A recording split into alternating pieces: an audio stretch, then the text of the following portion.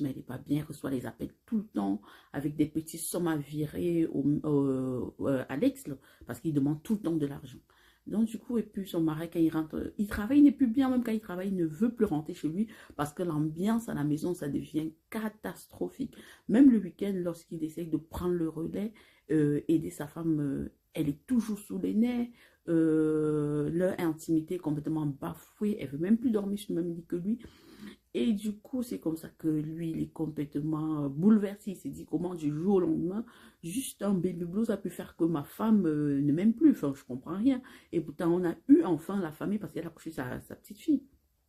On a eu enfin le bébé qu'on désirait tant. Mais qu'est-ce qui se passe?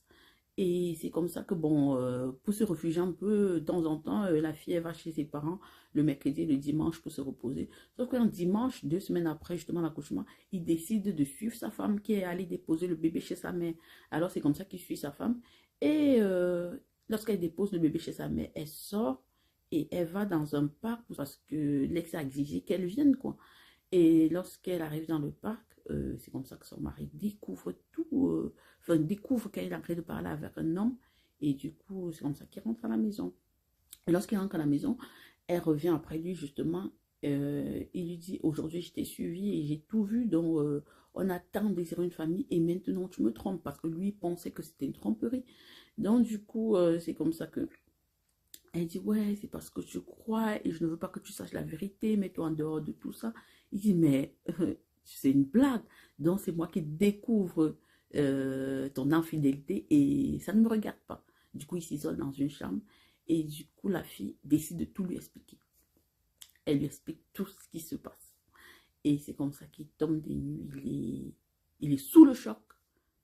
Mais il ne se laisse pas abattre parce que voilà, il comprend que si la fille l'a fait, c'est parce que lui, il ne peut pas en avoir. Parce qu'elle explique clairement qu'on a dit que lui, il ne peut pas avoir elle ne pouvait pas vivre sans avoir d'enfant, mais elle aime.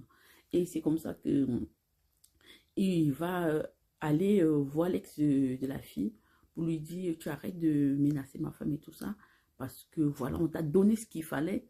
Donc, et du coup, le gars lui dit, ouais, je vais vous récupérer votre enfant, je vais le prendre, enfant et tout ça. Et du coup, il rentre, il est tout le temps bouleversé.